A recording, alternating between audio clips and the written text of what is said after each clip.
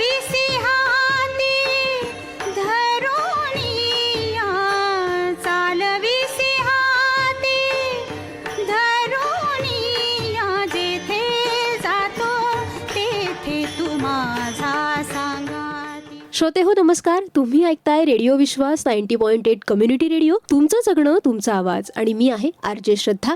अर्थातच वारली चित्रकलेवर जिची श्रद्धा अशी आरजे श्रद्धा.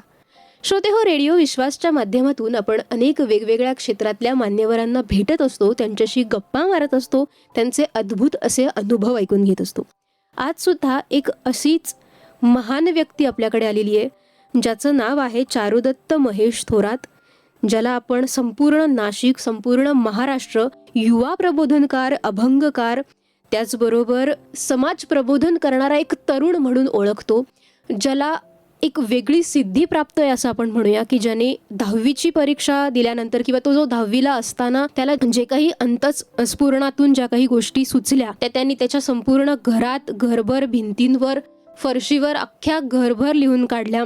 त्याच्यामध्ये अभंग असतील, ओव्या असतील, वेगवेगळ्या प्रकारचे धर्मग्रंथ असतील, जे काही धार्मिक किंवा आध्यात्मिक त्याला स्फूर्ती त्याला आतून मिळाली ते सगळं त्याने आपल्या घरातल्या भिंतींवर उतरवून काढलं आणि तो प्रसिद्ध झाला. एक टीनेजर जो असताना सुद्धा त्याने ह्या सगळ्या गोष्टी इतक्या लिलया लिहून काढल्या, सहज आत्मज्ञान झाल्याप्रमाणे त्याने हे सगळं उतरवून काढलं आणि आपल्या नाशिकचं भूषण म्हणून ज्याला आपण आता सध्या ओळखतो असा चारुदत्त आज आपल्या स्टुडिओत उपस्थित आहे, ज्यांनी आजवर 500पेक्षा जास्त पुस्तकं लिहिली आहेत, 700हून अधिक चक्रांविषयीची माहिती अनेक ग्रंथांच्या स्वरूपातून मांडलेली आहे आणि त्याला युवा पिढीला योग्य मार्गावर आणण्यासाठी तो धडपडतो आहे. व्यसनातून मुक्त करण्यासाठी त्याचं प्रकर्षाने काम चालू असतं. तर इतकं मोठं काम हातात घेतलेलं आहेस आणि चारुदत्त, सगळ्यात आधी तुझं खूप स्वागत आज रेडिओ विश्वासच्या स्टुडिओमध्ये. धन्यवाद. तर आज आपला विषय आहे, आज म्हणजे ज्या विषयावर तू खास करून गप्पा मारण्यासाठी आलाय तो म्हणजे आध्यात्मिकतेतून व्यसनमुक्तीकडे. या विषयावर तू आज आपल्या श्रोत्यांशी गप्पा मारणार आहे आणि आपल्या युवा मित्रांना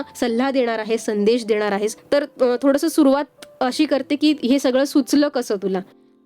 नाही, लहानपणापासून मला एकतर संत परंपरेची जास्त ओढ होती आणि संत परंपरेची ओढ ही आम्हाला आमच्या घराण्यातून मिळाली किंवा ती का पूर्वजन्मापासून मिळाली. म्हणजे एकंदरीत धार्मिक परंपरा ही कुठेतरी महाराष्ट्राला मिळालेली आहे किंवा धार्मिक परंपरा ही महाराष्ट्राला लाभलेली आहे. संतांची परंपरा ही महाराष्ट्राला लाभलेली आहे. कुठेतरी संतांच्या परंपरेमधून एक स्फूर्ती आली, माता पित्यांची जी पुण्याई होती ती कुठेतरी मला मिळाली आणि त्यामुळे मला असं जाणवलं की आपण कुठेतरी संतांच्या माध्यमातून आपण जीवन जगायला पाहिजे किंवा संतांच्या जीवनाशी एकनिष्ठ होऊन आपण जीवन जगलं पाहिजे. आज आपण समाजात पाहतो की अनेक तरुण हे वेगळ्या मार्गाने जीवन जगतात, एक भौतिक मार्गाने जीवन जगतात, परंतु आज कुठेतरी एक स्वामी विवेकानंदांसारखा एक युवक पुढे येऊन कुठेतरी त्यांनी आध्यात्मिक जीवन जगून जर लोकांना कुठेतरी मार्गदर्शन केलं तर कुठेतरी आध्यात्मिक जीवन जगून सुद्धा लोकांना एक खऱ्या अर्थाने प्रेरणा मिळू शकते. त्यामुळे आपण संतांची परंपरा जी आहे ती धारण करण्याचा प्रयत्न करतोय आणि संतांच्या परंपरेतून लोकांना मार्गदर्शन करण्याचा प्रयत्न करतोय की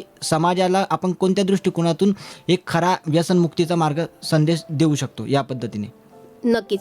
तू विष्णू भक्त आणि ऐतिहासिक काळाराम मंदिराचा भक्त म्हणून ओळखला जातोस आणि तुझ्या घरभर अनेक ओव्या आणि अनेक अभंग, अनेक आकृत्या काढलेल्या आहेत आणि ज्याला इतिहासकारांनी सुद्धा मान्यता दिली आहे आणि हे अगदी अद्भुत आहे असं त्यांनी म्हटलेलं आहे. तर हे सगळं जेव्हा तू सुरुवात केली लिहायला, तर कसं म्हणजे व्यसनमुक्ती ही संत परंपरेतून व्यसनमुक्तीकडे आपण कशा पद्धतीने जाऊ शकतो त्याबद्दल काय सांगशील?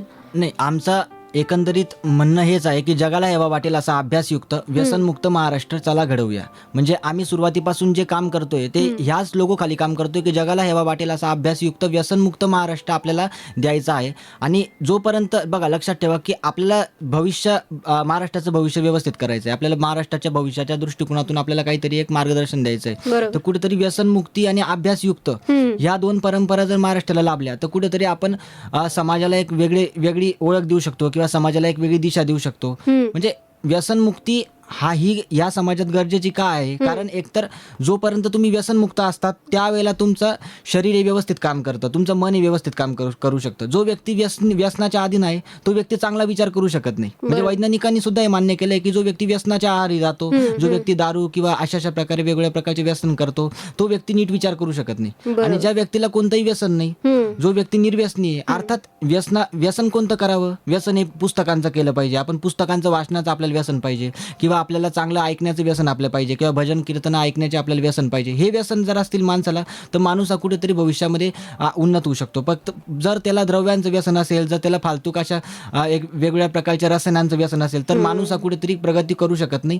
थोडक्यात सांगायचं तात्पर्य असं आहे की जीवनामध्ये व्यसन हे गरजेचं आहे, परंतु व्यसन हे फक्त चांगल्याच गोष्टींचं असलं पाहिजे, पुस्तक वाचनाचं असलं पाहिजे, किंवा एखाद्या चांगले आदर्श आपण जर जीवनामध्ये घेतले, निवृत्ती ज्ञानदेव, सोपान मुक्ताबाई, एकनाथ नामदेव, तुकारामांचे आपण आदर्श जर जीवनामध्ये घेतले, तर मला असं वाटतं भक्ती परंपरा हीच जर आपल्या खऱ्या अर्थाने व्यसनयुक्त होऊ शकते. भक्ती परंपरा हीच आपले व्यसन असलं पाहिजे. बाकी विपरीत तत्व ही आपले कधी व्यसन होता कामा नये. सांगायचं तात्पर्य हेच आहे की आपण जीवनाला कोणत्या दृष्टिकोनातून पाहिलं पाहिजे, हेच शास्त्र आपण दत्ताश्रयाच्या माध्यमातून सांगू शकतो. बर, तू आजवर 500 पेक्षा जास्त पुस्तकं लिहिली आहेत, तर ते कोणकोणते विषय आतापर्यंत तू निर्माण केलेस किंवा तू कशी रचना केलीस त्याबद्दल काय सांगशील? खरं तर आपण जे पुस्तकं लिहितो किंवा आपण जे ग्रंथ लिहितो, ते सगळे ग्रंथ आपल्याला आंतरस्फूर्तीतून येतात.